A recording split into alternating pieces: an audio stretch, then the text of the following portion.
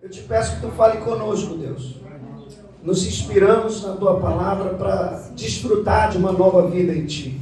Então eu te peço que eu seja esse instrumento seu a falar aos corações da tua igreja. Que nós possamos sair daqui encorajados a viver, Senhor, a tua palavra, desfrutar de algo sobrenatural, da revelação que tu tem para nós. Usa-me, Senhor, como instrumento. Usa-me, Senhor, como a tua boca falando no meio do teu povo. E que isso, Senhor, possa nos impulsionar a viver curado, a viver fortalecido na tua força, na tua cura. Eu te peço isso em nome de Jesus. E quem crê, diga amém. Amém. Amém. Eu acho interessante esse texto, embora seja muito pequeno, ele traz muitas revelações para nós como igreja, coisas maravilhosas. E hoje, culto de ceia, eu sempre falo da mensagem da cruz, sempre vou falar daquilo que Jesus faz e fez. Então, eu quero abrir aqui de uma certa maneira o seu entendimento sobre que pão é esse, o pão da vida. E porque quando Jesus fala, eu sou o pão da vida, ele está falando dentro de um contexto que aqueles judeus daquela época pudessem entender, amém? Ele não está falando fora de um contexto que aquelas pessoas não entendiam. Porque existem vários tipos de pães, não é? Você já percebeu? Você vai na padaria, tem vários tipos de pães. Tem pão de massa fina, tem pão, né, que a gente chama de pão francês, tem pão que a gente chama de pão careca, né, aquele que... Enfim, tem muitos tipos de pães. E tem pão ázimo, né, aquele que é feito sem fermento. Tem muitos tipos de pães. E especificamente o pão da vida, quando fala o pão da vida, para o judeu era muito simples. Era um tipo de pão que era feito com grão geminado. Eu vou explicar direitinho isso para a gente entender por que esse pão específico com grão geminado era chamado o pão da vida. Né? Então eu coloquei até aqui, que é escolhendo os grãos. A primeira etapa para se fazer um pão, no caso eu estou falando aqui dentro do contexto do pão da vida, é escolher os melhores grãos. E eu não sei se você sabe, o joio e o trigo, eles são muito parecidos. Eles são parecidíssimos. Só que algumas características diferenciam o grão do trigo do grão do joio. Por quê? O grão do joio, ele imediatamente aparece amarelinho, como se estivesse maduro, pronto para colher. Você conhece gente que se apresenta muito preparada? O cara que é bom demais, o cara que sempre sabe de tudo, o cara que é o herói, né? Tudo dele é melhor. Eu conheci um rapaz que tudo que a gente ia falar para ele, qualquer coisa, né? Uma vez teve um irmão da igreja que comprou um fone, e aí mostrou para ele, olha o fone que eu comprei, era um bom fone. Esse assim, eu tenho o melhor na minha casa. Eu falei assim, meu Deus, como é que pode, né? Na época, eu lembro que eu tinha, eu comprei, né? Hoje eu tenho esse carro, né? O Ideia, mas na época eu troquei de carro, tinha um Siena e comprei uma Duster. E aí no primeiro culto que eu fui falar, né, para a igreja, apresentar a igreja, olha, Deus me abençoou, eu comprei um carro melhor, uma Duster e tal. Aí no final do culto ele me procurou, nem se me desse eu queria esse carro, porque ele parece uma tartaruga. Eduardo sabe de que eu estou falando. Parece um besouro. Aí tudo que você falava para ele, ele tinha o melhor, tinha algo maior, sabe, não sei o quê. Você conhece gente que é 3 vezes assim, 3 vezes maravilhosa? Nada contra, hein? Então você percebe ali que tem grãos, tem pessoas que se faz mais espiritual do que realmente é, mais conhecedor da Bíblia do que realmente é, mais crente do que os outros crentes. Ninguém é tão crente que nem ele. Rapaz, que luta, né? O joio, ele tem essa aparência de que está maduro na hora, que está pronto, mas ele na verdade nem é bom para fazer nada. Ele deve ser jogado fora, na verdade. Outra característica que eu acho que é interessante é que à medida que o tempo passa, o trigo, ele vai ficando cada vez mais macio. À medida que ele vai amadurecendo, que ele vai crescendo, ele vai ficando mais maleável, mais macio. E o joio, pelo contrário, à medida que o tempo vai passando, ele vai ficando mais duro, mais enrijecido, quase a ponto de não conseguir moê-lo. E você conhece gente que tem um coração duro, porque acha que está pronto, porque já sabe de tudo, porque nada para ele é bom o suficiente. Não, né? Graças a Deus isso acontece em Marambaia. Aleluia. Então, eu posso dizer, em nome de Jesus, de uma maneira sobrenatural, profeticamente, que Deus separou o joio do trigo e colocou você como trigo aqui hoje. Amém? Amém? Deus escolheu você para estar aqui hoje. Deus escolheu você para ouvir essa mensagem. Eu coloquei até aqui, ó, Deus te separou do joio para estar aqui. Deus separou cada um dos meus irmãos para ouvir essa mensagem hoje. A mensagem do Evangelho, a mensagem da cruz. Então eu botei aqui o que são os grãos geminados, né? Os grãos geminados são aqueles grãos que você, depois de colher o trigo, você colhe o trigo, normal, na colheita. Só que ao invés de já colocar o trigo para secar, para moer, fazer as coisas, você coloca ela ou num lugar muito úmido, ou fica umedecendo aquele grão com constância, para que aquela semente comece a geminar, criar alguma raiz, criar um brotinho.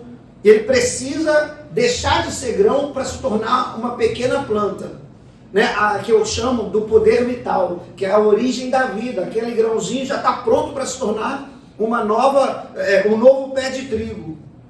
Está comigo ainda? E quando ele começa a liberar, né, esse crescimento para se tornar uma planta, aí sim que você umedece ele ou moe ele direto e seca, ou você seca ele e depois moe. Não faz diferença. É importante que tenha aquele grãozinho, né, aquela semente já tenha rompido, né, tanto para raiz quanto para broto. Está entendendo? Então nesse grão ele tem toda a essência da vida, ele tem todo o poder vital. E aí quando você moe esse grão, geralmente ele é dado para os enfermos no tempo de Jesus. O pão que é feito com esse trigo geminado, que esse trigo da vida, né, que esse trigo vivo, ele tem a capacidade muito maior de restauração de quem come esse pão. Então, geralmente, o soldado, quando voltava da guerra, eles davam esse tipo de pão para ele comer, para ele se recuperar, o vigor, a força, né? Uma mulher, depois de dar à luz para um bebê, né, passou pelo momento do parto, que ela fica ali debilitada, para cicatrização, para melhora do seu sistema imunológico, eles dão esse tipo de pão específico para ela, que é chamado o pão da vida. Ou alguém que está doente, e essa pessoa precisa se recuperar, ele também dá esse pão da vida. É um pão restaurador da saúde, é um pão restaurador do vigor. Então Jesus, ele fala assim: eu sou o pão da vida. E aí eu acho interessante que quando você fala, depois de você saber essas informações que eu acabei de trazer para você, que é um pão restaurador, que é um pão cheio de vida, é um pão que tem a capacidade de restauração da saúde muito mais intensa do que um outro pão natural, que um outro pão normal, a gente percebe que Jesus está querendo dizer para mim e para você: eu sou a sua saúde plena, eu sou a sua restauração, eu tenho a capacidade de fazer você se sentir melhor do que você está hoje. Eu sou o pão da vida. Amém? Amém? Só que eu comecei aqui a pensar sobre esse pão da vida. Ele se torna um com quem o come, não é isso?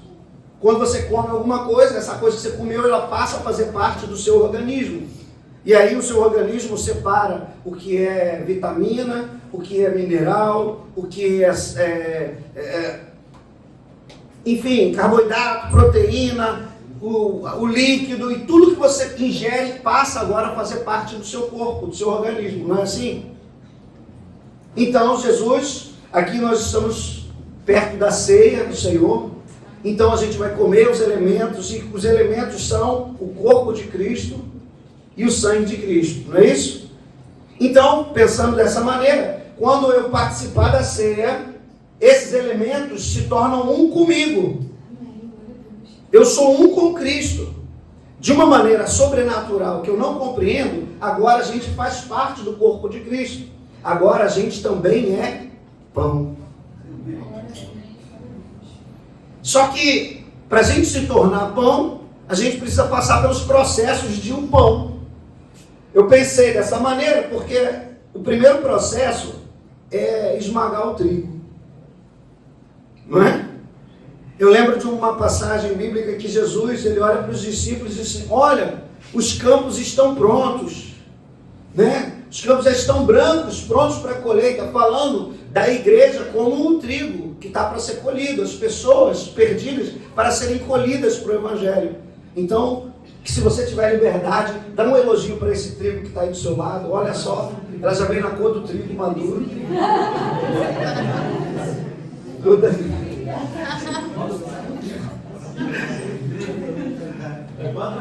Não é?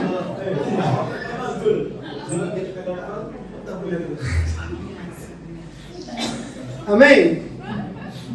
Então, nós somos aqui de uma maneira o trigo, mas o trigo, antes de se tornar pão, ele precisa ser esmagado, precisa ser moído, para ele se tornar farinha, né? Que é o principal elemento aí do pão. E tem alguém passando pela prova aí, se esmagando aí? Não, né? Graças a Deus. Está todo mundo com a vida financeira bem, está todo mundo com a saúde plena, os relacionamentos todos em paz. Não é isso? Tem alguém passando pela moeda além do pastor? Eita glória! Mas isso faz parte do processo para a gente estar preparado, meu irmão. Faz parte de um momento. É para sempre que fica moendo lá? Não, uma hora ele passa do processo de moer para o próximo processo. Mas vamos lá, falar sobre moer. Olha só o que diz Tiago, capítulo 1, nos versículos de 2 até o 4. Diz assim, meus irmãos, tende um motivo de grande alegria. Tende motivo de grande alegria. Eu acho isso lindo. Grande alegria. Grande alegria. Grande alegria. O fato de passarem por várias tentações. O fato de passarem por várias provações. Geralmente, quando a gente passa pela aprovação, a gente tende a ficar triste, a gente tende a ficar cabisbaixo, a gente tende a ficar desanimado, a gente tende a ficar depressivo, a gente tende a chorar, a gente tende a murmurar. Mas o texto aqui está dizendo que a nossa atitude não deve ser essa, deve ser exatamente o oposto. Tende por motivo de grande alegria. É por isso que tem alguns crentes que o pessoal... buga a mente quando ele olha para o crente, confunde a cabeça dele, porque vê, está passando pela luta, tribulação, prova, mas o cara está sorrindo. Por quê? Porque ele tem motivo de grande alegria quando ele passa pela provação. Por quê? Aí ele continua dizendo aqui o texto, porque sabendo que a provação não a sua. Porque quando você passa por luta, não é a Tainá que está passando pela luta, não é o Marcão que está passando pela luta. Quem está passando pela luta é a nossa fé.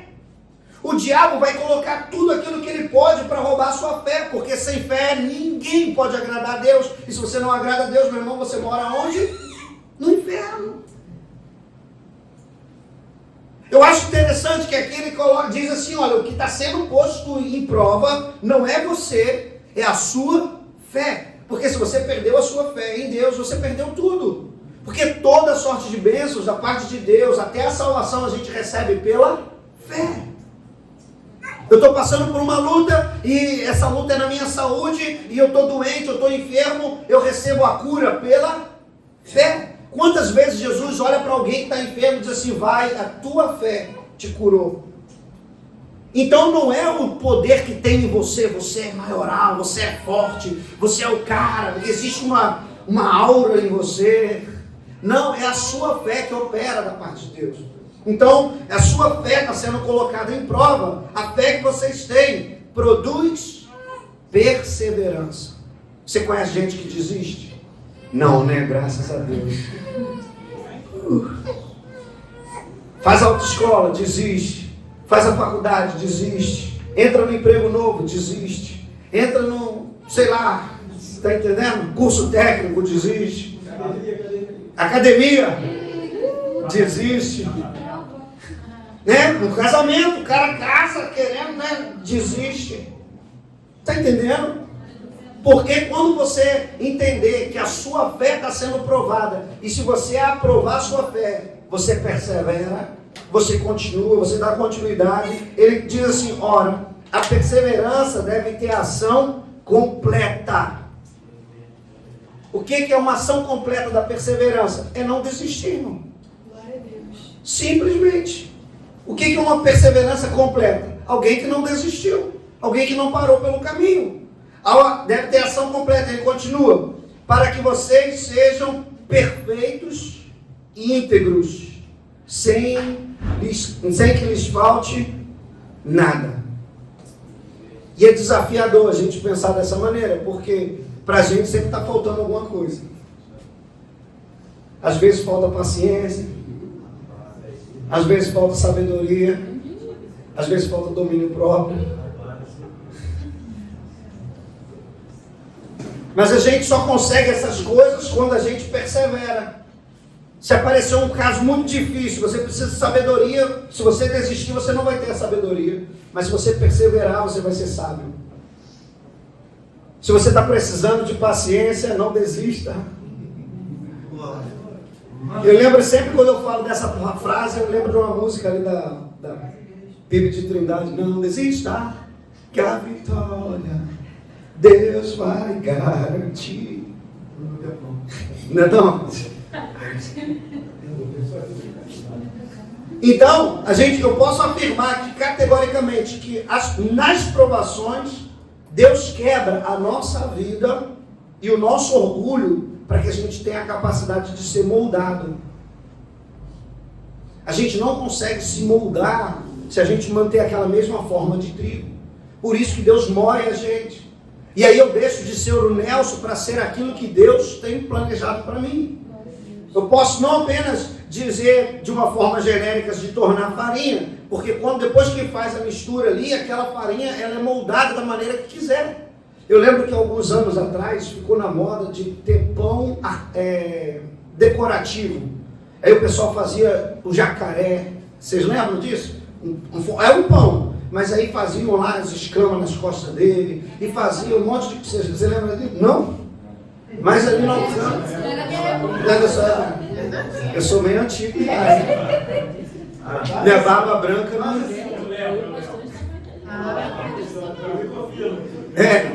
Já me confirma. Eu lembro que a minha avó morava ali naquele prédio ali no Alcântara, no centro de Alcântara mesmo, o edifício Alcântara, que fica de frente com o antigo Extra, antigo Paz Mendonça, antigo Disco. Minha avó morava ali. E embaixo tinha uma padaria chamada Paris. Lá eles faziam o jacaré e colocavam até o olhinho com aquela fruta cristalizada. Eu só queria o zóio. Sabe? O pão ele pode tomar a forma que quem está produzindo o pão quiser. Mas até tomar a forma, ele precisa primeiro passar pela moenda. Só que muita gente é arrogante, orgulhosa e quer que a sua vontade seja estabelecida. Esse não é trigo, é joio, que ele é endurecido, não dá para moer ele. Eu acho interessante a gente falar isso porque geralmente cada um tem aqui sua própria opinião, né? Eu acho interessante a gente ter opinião e cada um aqui tem uma voz, todo mundo aqui tem uma vontade. Mas quando nós estamos alinhados em Cristo, é uma só voz, um só corpo, um só pensamento. Cristo em nós, uma unidade, corpo de Cristo. Embora sejamos muitos, somos um em Cristo. Eu acho interessante que o processo de moer também nos dá a capacidade de nos tornar um com o nosso irmão.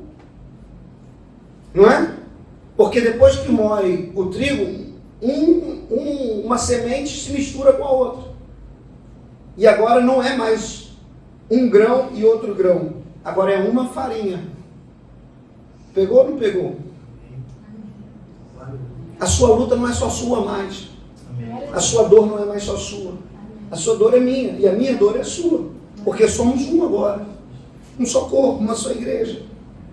Eu acho que a próxima fala aqui é: o esmagamento nos prepara para sermos algo novo. E é justamente isso que eu estou falando. Eu sou um quando eu sou sozinho, mas quando a gente se une, a gente se torna outra pessoa diferente. E de preferência que a gente seja um com Cristo. Um em Cristo. De maneira que já não sou mais eu quem vivo, e Cristo vive em mim. Eu acredito que esse é o maior desafio da igreja moderna. Porque parece que à medida que os anos se passam, que o tempo vai passando, as pessoas querem ficar mais distantes umas das outras. Cada dia que a gente observa que o tempo vai passando, está todo mundo, um querendo tomar conta da sua vida, e outro querendo tomar conta da sua vida, querendo tomar conta da sua vida. E aí acaba que ninguém presta atenção no outro. Na dor do outro, na aflição do outro. Eu estava falando aqui há um tempo atrás sobre como as pessoas lidam com tanto carinho e amor com os animais. Vê um bichinho na rua, pega para criar. Vê uma situação de um animal, todo mundo reclama na internet.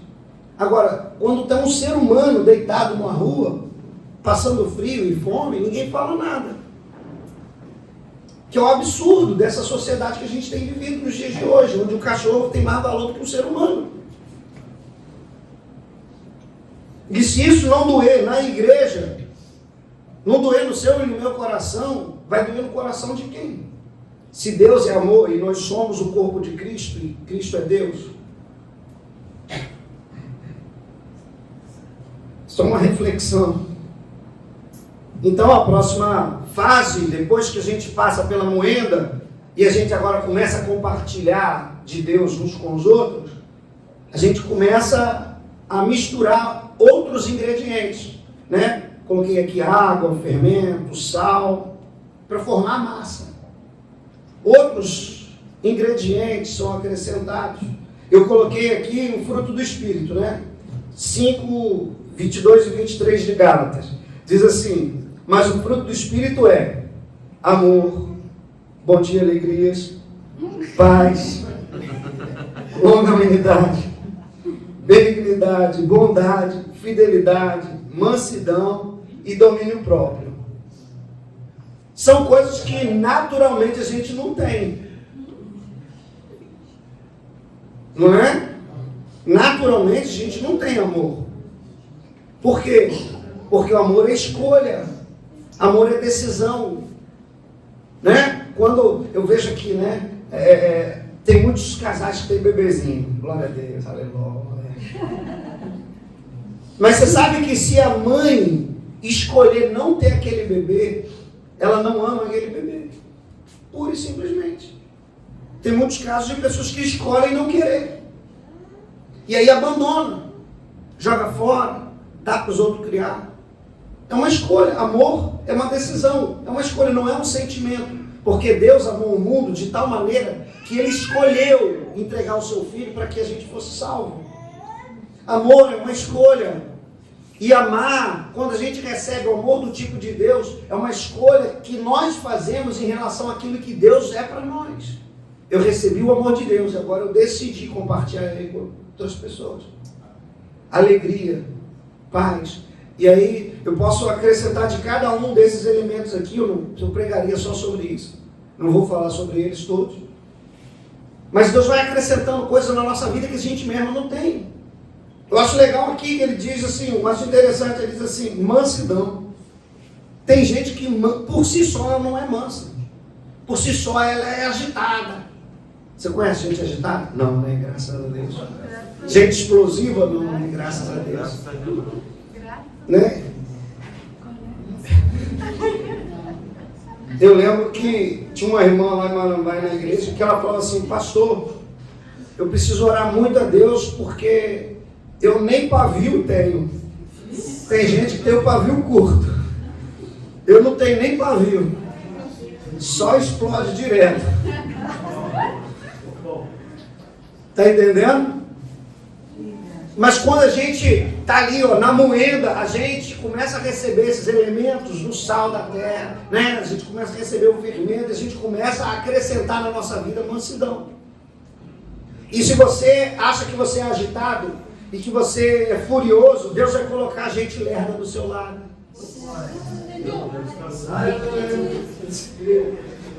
Deus vai colocar gente que vai testar a sua paciência, testar a sua mansidão.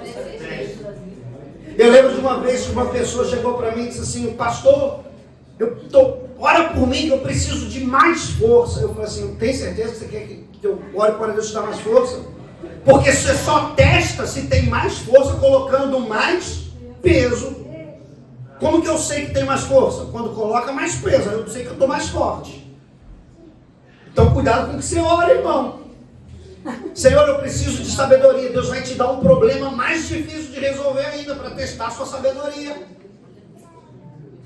Amém ou não amém? É assim que ele acrescenta no meio dessa mistura chamada corpo de Cristo, farinha de Deus. Amém?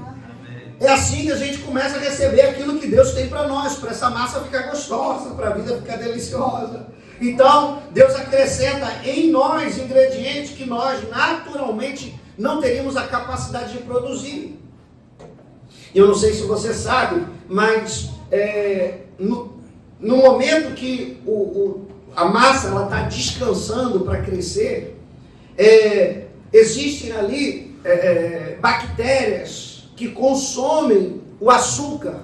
Isso gera uma reação química que ela libera gases. E é por isso que aquelas bolinhas dentro do pão são bolinhas de ar, desses gases que são liberados por essa bactéria quando ela consome o açúcar. E aí a massa vai crescendo por causa disso.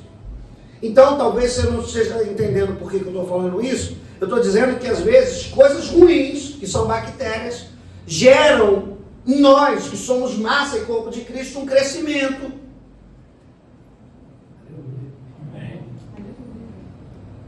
Mas se não misturasse o fermento, a gente não ia crescer.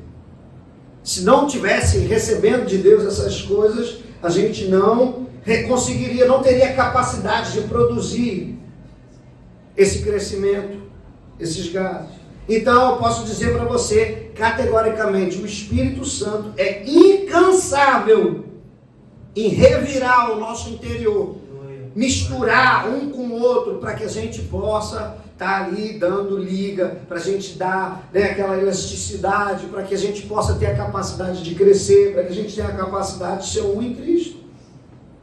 É fácil ver o Espírito Santo revirando a gente? Não é, porque a gente quer as coisas do jeito que a gente quer, e não do jeito que ele sonha. Eu estava pregando aqui, eu não sei se eu preguei essa mensagem aqui, eu preguei semana passada aqui sobre o Jesus andando sobre as águas. Foi aqui? Eu preguei aqui? Na semana retrasada? Não, foi não? Porque eu preguei essa mensagem, então... Mais um? Sabe, Jesus, quando ele estava andando sobre as águas, que ele veio como um fantasma para os discípulos, você está entendendo? Os discípulos olharam e gritaram: é um fantasma. Por quê? Porque os discípulos queriam que Jesus viesse nadando. Os discípulos queriam que Jesus viesse, sei lá, numa prancha, num caiaque, no stand-up paddle, de qualquer maneira, menos andando sobre as águas. Porque às vezes a gente quer as coisas do jeito que a gente quer e não da maneira que ele quer vir. Quando ele vem andando sobre as águas, a gente se apavora. O Espírito Santo, quando começa a mexer dentro da gente, ele começa a mostrar uns trem dentro da gente, que a gente precisa ser curado, que a gente precisa ser liberto, que a gente precisa ser transformado, que a gente precisa se dedicar mais, se comprometer mais. A gente começa...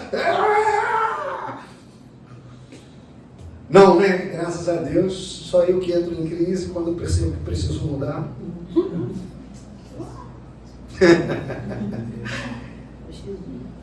Mas sabe uma coisa que eu acho interessante? Que depois que a massa está toda mexida, depois que a massa está toda misturada, bem direitinho, com tudo aquilo que o Espírito Santo colocou dentro da gente, precisa de descansar para crescer.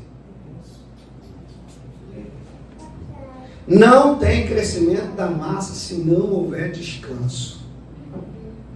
Então, se eu puder dizer uma coisa para você com todo amor e carinho, relaxa, irmão. Você pode suspirar. Relaxa. Você sabe que quando Deus disse para Abraão, olha, eu vou te dar uma terra, e é uma terra boa, uma terra que mana leite e mel, é uma terra de descanso. E se você não está entendendo o que eu estou falando, quando Deus começa a dizer para Abraão as coisas que teriam nessa terra, ele fala assim, nessa terra vai ter romã. Como é que se colhe romã? Assim, não assim. Deu para entender? Ele falou que tem uva. Como é que se colhe uva? Assim. Não precisa arrancar da terra. É um lugar onde a gente pode descansar, onde eu não preciso fazer esforço para colher. Você está entendendo o que eu estou falando? Quando a palavra de Deus diz sobre um lugar de descanso na eternidade, a gente fica muito agitado com todas as coisas, com os boletos. Graças a Deus só eu que fico para fora com os boletos. Não, né? Ninguém nunca fica apavorado com o boleto, não.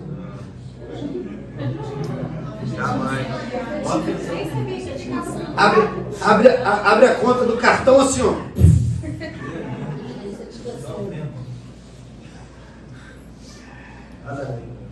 Sabe? Descansa, irmão. Relaxa. Para de gastar também. Porque tem gente que acha que Deus é provedor, mas você esquece que Ele te deu o tanto que você precisa para administrar. Bons administradores prosperam no pouco. Ser fiel no... Como que você vai administrar muito se você não consegue administrar pouco? Tem gente que ganha salário mínimo, mas não tem uma planilha de gasto para saber com o que ele está gastando, para onde o dinheiro dele está indo. Eu vou fazer um curso de educação financeira aqui um dia. Então os três aí. Depois do culto? Mas você sabe que muitas vezes Deus te deu toda a capacidade de fazer tudo aquilo que você precisa com o pouco que você tem, mas você quer tão além que você acaba gastando além do que tem para tentar suprir uma ausência, e que não é daquele objeto, é a ausência de Deus. Porque a gente tenta compensar os nossos vazios com coisas, com pessoas. Nós fomos feitos para adorar, gente. Não pense você é feito para adorar. Tem gente que adora a mãe, idolatra o pai, idolatra o filho, idolatra o carro, idolatra a casa, o emprego que tem, idolatra o salário, a roupa que veste. Tem gente que idolatra o pastor. Graças a Deus eu não... Oh, que dó. Estou brincando. Mas você sabia que tem pastor que agora você idolatrado? Eu conheço uns aí que... Não é? Bezerro de ouro, né? Você está entendendo? A gente precisa buscar da parte de Deus e entender que nós precisamos, para crescer, descansar. O descanso, né, que está na academia, sabe? Se você ir lá para a academia e malhar todo dia, você não cresce. Você se lesiona. Mas você cresce aonde? No descanso. Quando você para de exercitar e você descansa, o seu músculo tende a se recuperar, mas ele se recupera com mais força, porque ele diz assim, olha, as lutas estão grandes, a gente precisa crescer.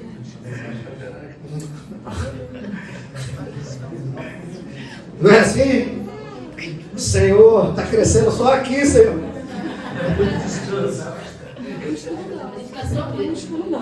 Isso não é músculo não, tá, gente? Mas eu separei um texto aqui que diz o seguinte, Isaías 40, no verso 31, diz assim, aqueles que esperam no Senhor renovarão as suas forças, voarão alto como águias, correrão e não se cansarão, caminharão e não desfalecerão. Gente, você tem noção de que Deus quer que você descanse para voar? Olha o que o texto está dizendo. Aqueles que esperam renovam as forças e voam, andam, correm. Você quer voar, você quer correr, você quer andar, quer sair do lugar que tem gente que está parado no tempo, esperando, aguardando alguma coisa cair do céu. O descanso, esperar no Senhor, não envolve ficar parado, envolve você caminhar, envolve você correr, envolve você voar. Para a glória de Deus, eu vejo alguns irmãos aqui que começaram parado e agora já estão correndo, e outros que já estavam correndo agora já estão voando. Não é? É tão bom a gente ver o que Deus está fazendo, o que Deus está preparando, o que Deus está fazendo. E a gente precisa entender que na maioria das vezes o crescimento acontece em silêncio. Você coloca o pão para descansar lá e ele não fica dizendo, estou crescendo, estou crescendo, estou crescendo. É assim que faz? Eu tenho uma criança de 10 e outra de 5. Um dia eu pisquei, elas eram bebezinhos que cabiam na palma da minha mão, a barriguinha delas. E agora a gente teve a oportunidade de viajar com 2 pastores muito queridos nossos. E aí eu estava colocando Lana no meu colo, não cabia mais. E eu não ouvi ela crescer. Eu não ouvi, né, Manuzinha? Né? Você lembra de Manu? Cara, né, o nosso baterista ali, o Nicolas. Você piscou, é um bebê. Você piscou de novo, agora é uma criancinha. Não é? E a gente vai vendo, à medida que o tempo vai passando, que quem cresce não faz barulho. Às vezes cresce em silêncio, você nem percebe. Eu não sei se vocês já viram isso, mas ali em Marambaia, que se você já teve a oportunidade lá na igreja Nova Vida, antes de chegar na igreja, um pouquinho antes, acho que tem 5 ou 6 palmeiras imperiais. E aquela palmeira, ela está enorme, gigantesca e linda. Mas eu lembro, quando foi plantada, ela era da minha altura. Muitos anos atrás. E hoje, quando você olha ela grande, imponente, forte, você não percebe que o tempo passou e que ela cresceu. Não fique preocupado com o que as pessoas vão estar vendo ou deixando de ver. Cresça em silêncio. O que importa é você amadurecer, crescer, não o barulho que você faz no processo. Porque tem gente que quer se exibir, quer se mostrar, quer aparecer que está fazendo, que está acontecendo. Meu irmão, não tenha preocupação com isso, só cresça, descanse em Deus. Porque esperar e descansar em Deus é um ato de fé. Se você não tiver fé, você vai ficar desesperado com o boleto. E aí você não descansa. Você vai ver as coisas acontecendo, você vai ficar desesperado no meio da situação, pelo seu casamento, pela sua saúde. Você vai ficando desesperado e cada vez mais desesperado. Descansar é um ato de fé, porque eu creio que o meu Redentor vive, ele se levantará nessa causa, eu posso descansar em Deus. Aquele ato de Jesus dormir na embarcação, vocês lembram dessa passagem? O vento batendo no barco, tempestade, chuva, aquela coisa toda, e Jesus bem lá, dormidinho. Lá no barco. Os discípulos acordaram, ele desesperado. Ai, Deus, Senhor, o que está acontecendo? A gente vai morrer. Jesus disse assim, vocês me acordaram, eu estava descansando. Vento, calma aí, eu quero ouvir a voz deles aqui. Vento, fica quietinho aí. Aí o vento parou. Aí ele continuou conversando. O que vocês estavam falando mesmo? O problema é que a gente não aprendeu a descansar. A gente não foi ensinado a descansar. A gente foi ensinado a ficar desesperado. A mãe da gente ensinou a gente que a gente não pode pedir calma. Não é? Alguém que já pediu calma para a mãe e ela mostrou para você que ela não estava calma? Calma, mãe!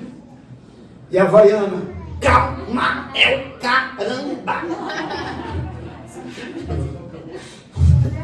Não, né? Graças a Deus, você não foi ensinado assim. Eu não fiz nada, né? Descansar é um ato de fé, irmão. Relaxa. Deus está provendo. Eu acho interessante que quando Abraão, ele recebe uma palavra de Deus, Deus disse assim, olha, eu quero que você suba ao monte e me entregue seu filho como oferta. Abraão pega a lenha, pega o cutelo e o fogo, e pega o menino e começa a subir um monte. De um lado do monte vem subindo Abraão e Isaac, e a lenha e o fogo e o cutelo. Do outro lado do monte, o que está subindo? Um carneiro. Ele consegue ver do outro lado do monte? Então olha para a pessoa que está do seu lado e fala assim: fica despreocupado, do outro lado do monte Deus está resolvendo o seu problema.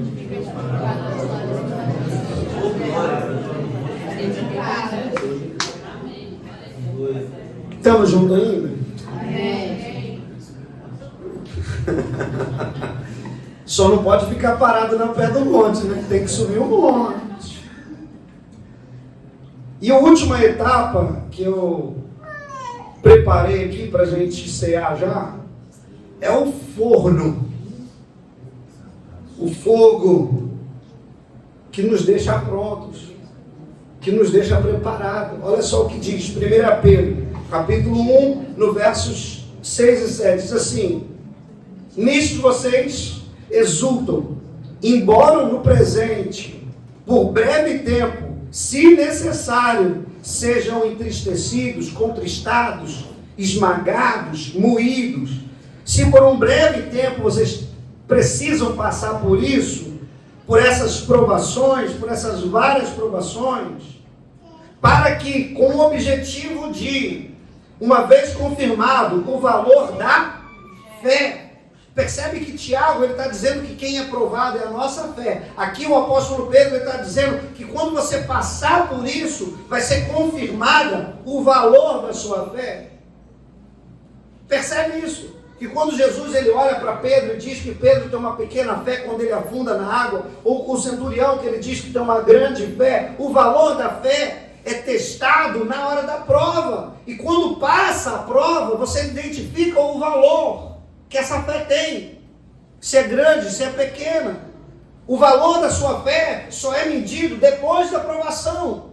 E ele continua dizendo o texto aqui, o valor da fé que vocês têm, muito mais preciosa do que ouro perecível, mesmo apurado pelo fogo.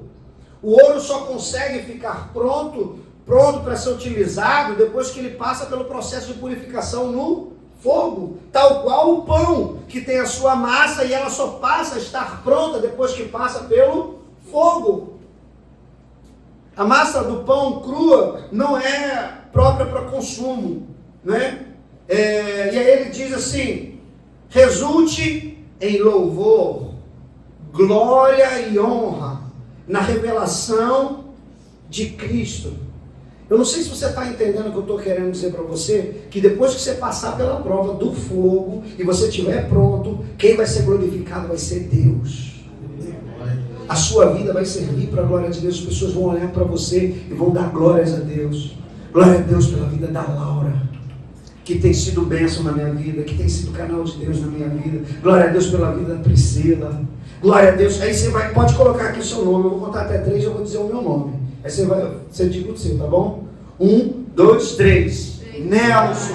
Glória a Deus pela sua vida. Que Deus seja louvado, honrado, glorificado por causa da sua vida. Porque no fogo das provações é que Deus nos prepara, que Deus nos purifica. A prova de fogo muitas vezes é a nossa fidelidade. Porque nessa hora da prova de fogo, que muitas pessoas elas abandonam. É mais fácil desistir do que continuar na hora da prova de fogo. É muito mais fácil você desanimar e abandonar, não ser fiel. Mas eu quero dizer para você, em nome de Jesus, o último texto que eu separei como reflexão é que nós somos forjados pelo brilho do fogo da glória de Deus. Existe uma glória da parte de Deus para mim e para você, que nos forja no fogo. O fogo da glória de Deus. Você quer ser cheio do fogo de Deus? Eu quero ser um crente muito avivado, cheio do Espírito Santo. Eu quero glorificar e exaltar, né? Como diz o amigo Robson, dar os brados, bradar. Amém?